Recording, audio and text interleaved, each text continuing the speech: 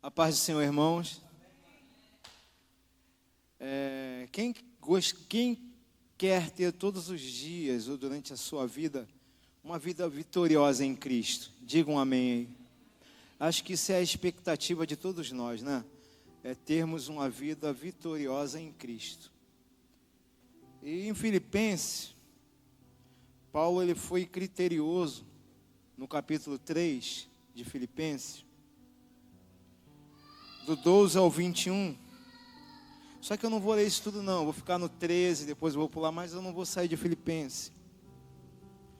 Ele foi muito criterioso para mostrar de que forma um cristão consegue obter uma vida vitoriosa, uma vida para frente. Porque, irmãos, como foi pregado domingo à noite, todas as bênçãos celestiais e materiais,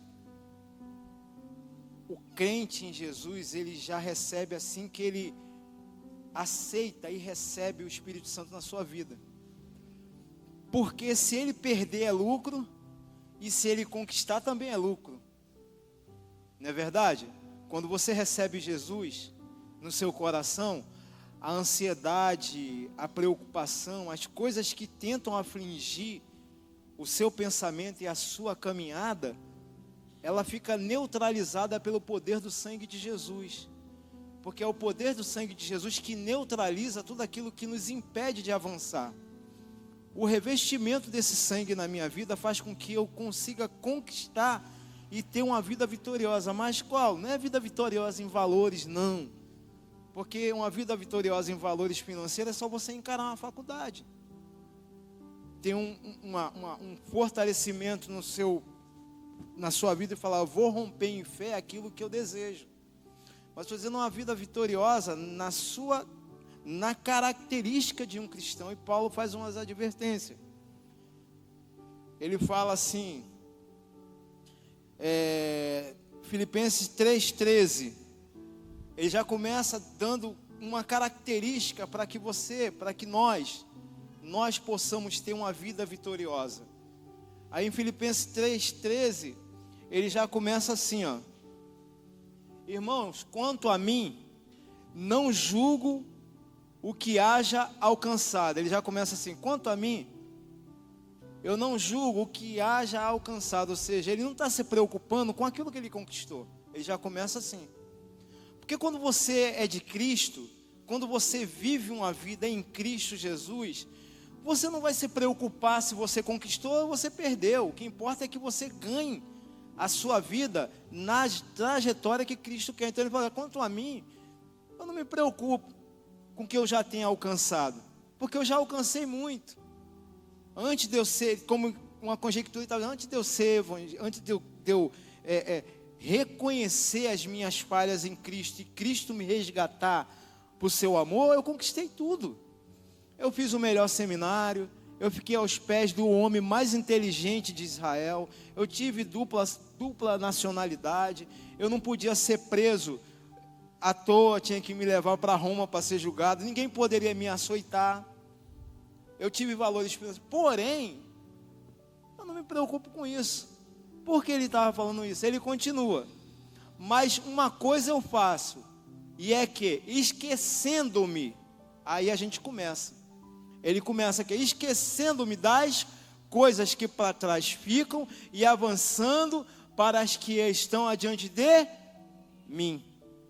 Quer ter uma vida vitoriosa? Esqueça dos seus traumas do passado. Paulo já começa ali. Vocês estão entendendo? A questão que eu estou dizendo aqui, as características de um cristão vitorioso. As características de um cristão vitorioso já começa aí, ó, na parte de baixo. Porque ele, antes de ser um cristão, ele tinha tudo, ou não tinha? Para pensar a vida desse homem por nome Paulo. Ele tinha pouca coisa? Não, meu irmão. Ele tinha um trabalho bom. Ele tinha uma sociedade que dava dinheiro para ele. Ele era um soldado romano que era pago para perseguir cristão. Então ele estava bem na fita. Porém, quando ele recebeu esse Jesus, a vida dele desabou. Para quê? Porque Deus, quando entra na nossa vida, a primeira coisa que Ele faz é inverter tudo aquilo que nós achávamos que tinha. Então, Ele começa ali, ó, esquecendo-me das coisas que para trás ficam e avançando para as que estão adiante de mim. Pense aí um trauma do passado. Se desprende, irmão. Pense em alguma coisa que te paralisa. Se desprende. Porque não sou eu, é a palavra de Deus que está falando. Se eu não me desprender, eu vou continuar caminhando. Mas eu vou caminhar com uma corrente e uma bola de ferro.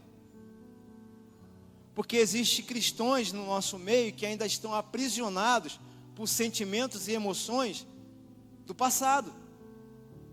E acham que estão caminhando bem. Não estão, irmãos. Não estão. Então Paulo fala, uma característica de um cristão vitorioso é se desprender, se desgarra. Jesus já nos libertou de todo o pecado, de todo o trauma, de tudo aquilo que nos faz, que nos impede de andar lado a lado com Ele. Às vezes nós estamos pensando que estamos andando lado a lado com Deus, sim, só uma perna, a outra vem atrás. É o famoso deixa que eu chuto. O crente deixa que eu chuto, fica com a perna firme e uma mole, firme e uma mole. Nunca consegue dar 2 passos para frente. Então, Paulo já começa aí. Vida vitoriosa de um cristão. A segunda, precisa ter uma identidade celestial. 3:20. Mas a nossa cidade está no céu, de onde também esperamos o Salvador, o Senhor Jesus Cristo. Para mim ter um cristão, para ter uma vida vitoriosa, como eu já falei, irmãos, Jesus já nos deu, pegar o gancho daquele pastor que eu estava lá fora ouvindo a palavra. Jesus já nos deu assento, gordura, felicidade no plano celestial. Mas nós temos que ter uma identidade com Ele para que possamos nos alimentar de todas essas bênçãos.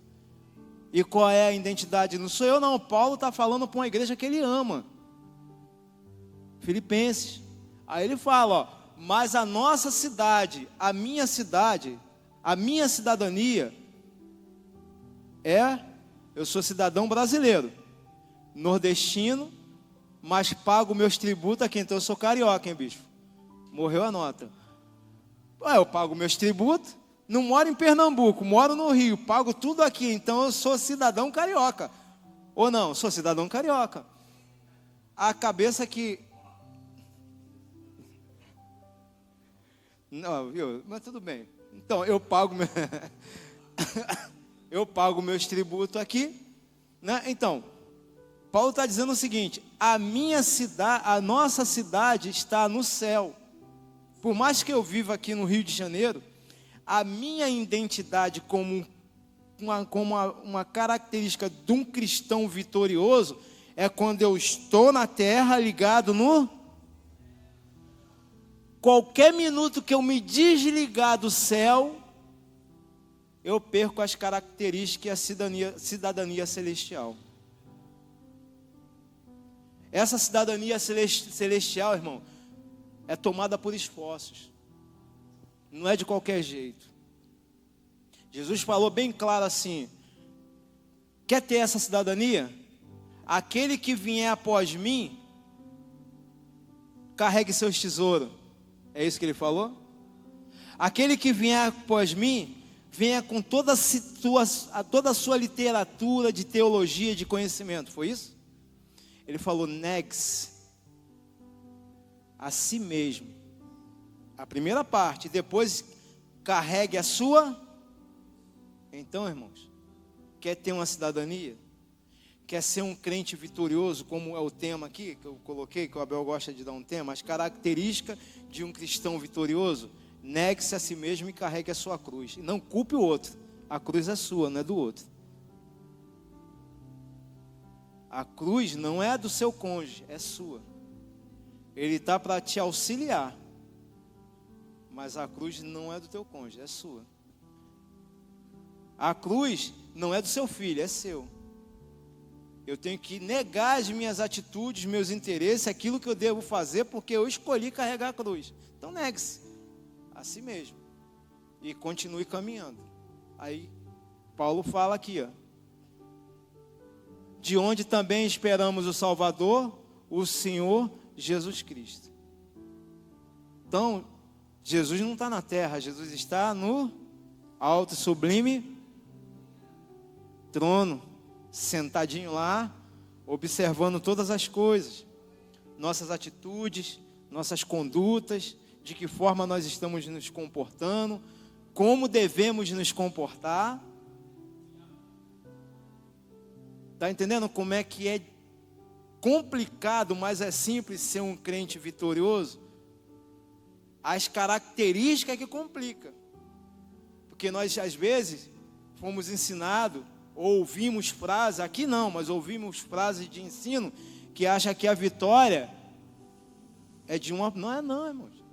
Para ser para ter as características de um crente vitorioso, você tem que passar por muita prensa, moído, triturado, peneirado, posto no fogo, aprovado ou não, vai para o fogo de novo, até você, Jesus fala, agora tu está bonito. Aí vem as lutas da cidadania. Vamos lá.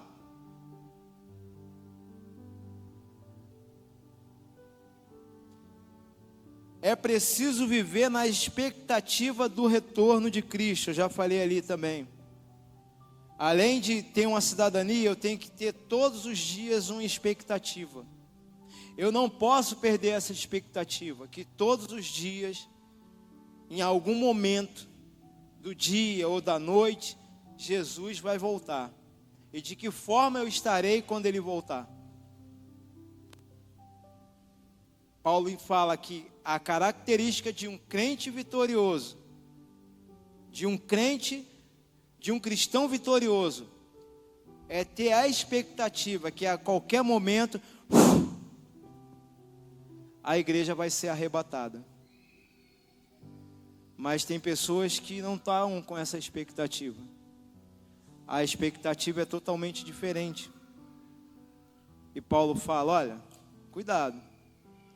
Porque por mais que nós possamos ter o conhecimento, a alegria, mas se eu perder a esperança, a alegria e o conhecimento de nada vale.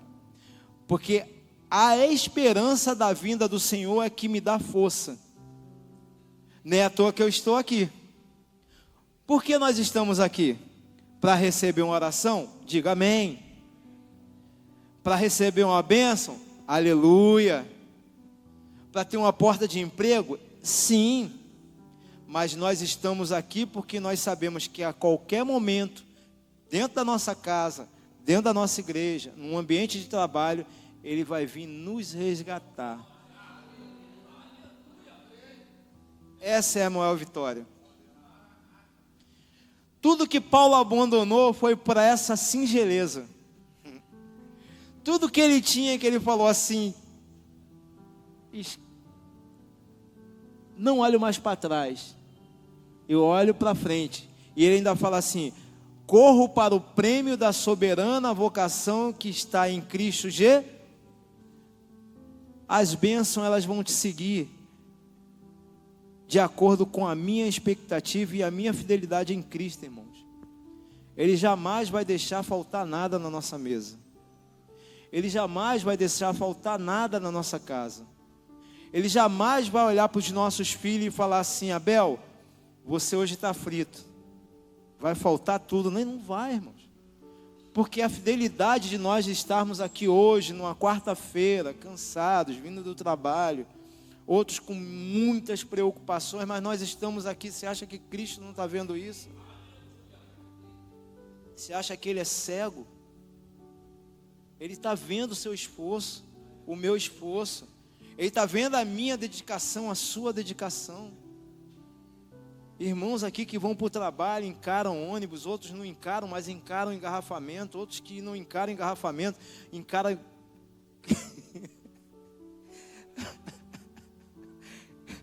encaram uma carreta virada na Avenida Brasil, 4h30 da manhã. Fábio, não vai não que é furada. Aí o cara tá com combustível contadinho, porque o trabalhador é assim, né? Quem não tem carro... tem o vale transporte contadinho ali, aí, pô, tem que passar, igual eu, pô, não ri não, hein? Não vale rir não, igual eu, rapaz, pô, segunda-feira eu venho, sempre venho no meu trenzinho vazio, né, que eu venho num trem vazio, sabe como é que é, né, lata de sardinha, Larga Tauro, aí, pô, tô vindo lá na Penha, olha o 26, eu falei, ônibus novinho, azulzinho, sou do Rio, ar-condicionado, eu...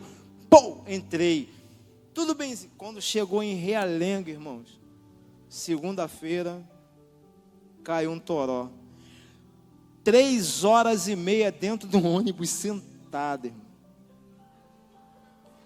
Aí eu sentado lá, eu ouço uma mensagem, você está onde, com ponto de interrogação? Aí eu falei, ela está mal também, que o trem para, estou em casa, eu falei, legal. Irmãos, você acha que Jesus não está vendo isso, irmão? Jesus está vendo, irmão. Não se preocupe com essas adversidades não, que isso é tudo para a glória de Deus. Só se preocupe com uma expectativa, que Ele vai voltar. Ah, se vai. Ah, se vai. E sabe qual é não é vingança, irmão, mas sabe qual é a exaltação que nós iremos ter? É que naquela fila que nós iremos estar junto com que renegaram, porque naquele dia todos vão estar na fila. Amém ou não amém, Abel? Vai ter um anjinho lá na porta, lá, com o livro da vida, Deus lá e Jesus também, e o anjinho fala assim, mostra a tua mão, parceiro. Aí, pastor Abel amostra, correio, carro que capotou. Não é verdade? Crente vitorioso, irmão, as características é essa, né? Mas ele amostra para pastor Abel, tu passou por tudo isso, né? Mas não se preocupa não, entra. Aí talvez um que o pastor Abel pregou, que falou que nada, o bom é a cerveja, e ele vai estar lá, porque a última consciência da humanidade, alguns acreditam em outras, eu não tenho nada contra, a última consciência vai dar naquela hora, que ele fala, entra, o outro vai olhar, desce. Quais são as nossas escolhas, irmão? Qual é a minha expectativa? Nós somos mais que vencedores em Cristo Jesus pelos esforços que nós estamos fazendo nesta noite. Ninguém queria estar aqui nesta noite, vamos ser realistas. O cansaço nos oprime, mas a força de adorar é mais forte. A força de exaltar esse Deus prevalece. Amém ou não amém? Não é verdade?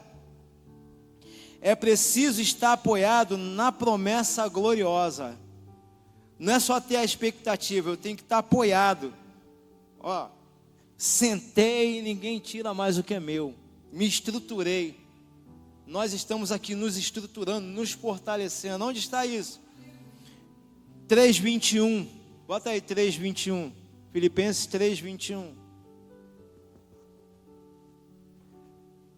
Que transformará o nosso corpo, o quê? Nós não estamos abatidos? Abatidos pelo cansaço, não pela apostasia. Mas nós estamos, irmão. Estamos cansados. Não é verdade? Eu já estou chegando ao prêmio da aposentadoria. Já não estou aguentando mais, já está pelo tampo. Mas eu vou conquistar, vou até o final. Para ser conforme o seu corpo, glorioso, segundo o seu eficaz poder de sujeitar também todas as coisas. Ou seja,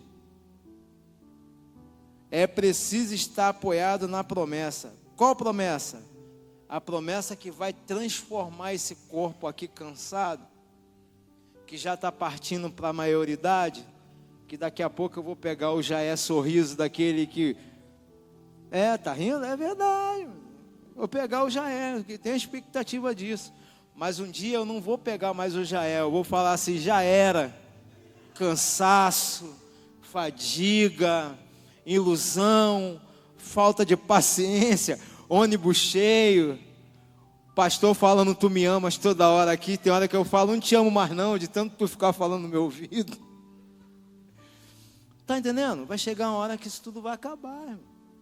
Porque nós iremos ser transformados de um corpo incorruptível para um corpo glorificado, com todo o poder no reino celestial para falar, papai, estou aqui, agora eu te vendo como verdadeiramente tu és. Apoiado na expectativa. Então essas são as características, irmãos. Falta 5 minutinhos, vou te dar até 20 hoje, pastor. Viu? Não precisa nem ir lá tocar o teclado. Você está entendendo? Está rindo por quê, Fábio? Fábio gosta de rir. Tu fica rindo de mim toda hora, mas faz parte. Mas entendeu, irmãos? Diga assim, nós somos cristãos vitoriosos. Pode dizer assim, de peito, abre o peito e fala, eu sou vitorioso. Nós somos vitoriosos. Pelo poder que em nós opera, irmãos. Existe poder maior do que esse, que faz nós estarmos aqui alegres e convictos que iremos receber todas as bênçãos celestiais. Vou concluir aqui. Pode vir, pastor Abel. Agora é tudo seu. Sem essas, entenda, irmão, sem essas características, somos cristãos ineficazes. Se nós não tivermos essas características, qual? Precisamos nos mortificar. Preciso ter ousadia para enfrentar o futuro. Como é que é a ousadia? Esquecer das coisas que para trás ficam e prosseguir para frente. Paulo fala que aquele que está em Cristo, as coisas antigas, e eis que tudo. Então por que eu murmuro tanto daquilo que eu não recebi mais? Meu irmão, o que passou, passou. Eu não conquistei talvez por uma falta de desempenho, né? Não me empenhei da forma que deveria me empenhar. Aí agora eu fico, poxa, ganhei 4.000, gastei tudo, agora estou com 0 na conta. Você gastou, irmão, fazer o quê? Não soube administrar o que você teve. Aí fica reclamando pelo bem que você perdeu. Não é verdade? Deus nos dá a sabedoria, mas a administração é nossa. Agora, se eu não soube administrar aquilo que eu tenho na minha mão, não adianta reclamar, já era, foi. Sabe o que você faz? Segue em frente. Tenta ganhar em dobro aquilo que você perdeu e esquece aquilo que foi perdido. Porque às vezes a gente fica chorando tanto pelo que se foi e esquece que podemos conquistar muito pelas perdas que tivemos. Então, uma dessas é essa. Precisa ter uma identidade celestial, irmão. Jesus não se identifica com aquele que não tem a face do seu filho amado. Aqui, Paulo fala, sede meu imitador e como eu sou de Cristo. Ele tinha uma identidade. Apesar de ser Paulo, ele falou assim, não olha para mim não. Olha para a pessoa que está em mim. Então nós temos que ter uma cidadania. Amém? É preciso ter expectativa no retorno. É preciso estar apoiado na promessa. Se nós não tivermos essas 5 características, somos cristãos ineficazes. Temos que nos ajustar, nos alinhar, porque Paulo falou isso para uma igreja que era uma igreja eficaz. Mas não é porque nós somos eficazes que nós não temos que estar sempre sendo lembrado pela palavra como devemos ser conduzidos. A palavra, ela, todos os dias, nos lembra de que forma devemos nos comportar diante do Evangelho. Portanto, devemos incluir em nossas vidas essas importantes características. Que Deus possa nos ajudar. Que essa receita possa ser para nós e para aqueles que nós possamos falar. Porque às vezes talvez não seja para nós, talvez nós aqui já nos identificamos com isso. Mas se eu olhar para a direita, para a esquerda, para frente e para trás, existem pessoas que talvez próximo a nós que não têm essas características. Aí é uma boa oportunidade de nós apresentarmos ela essas características. Porque uma ovelha, ela edifica a outra ovelha. E uma ovelha edificando a outra ovelha, o rebanho cresce. Por que o rebanho cresce? Porque do púlpito da igreja sai alimento para a ovelha. E saindo alimento para a ovelha se sente bem alimentada e vai buscar outras fora do rebanho para que seja alimentada junto com ela. Cidadania dos céus. Que o Senhor Jesus possa nos ajudar esta noite. Aplauda Ele que é digno de honra.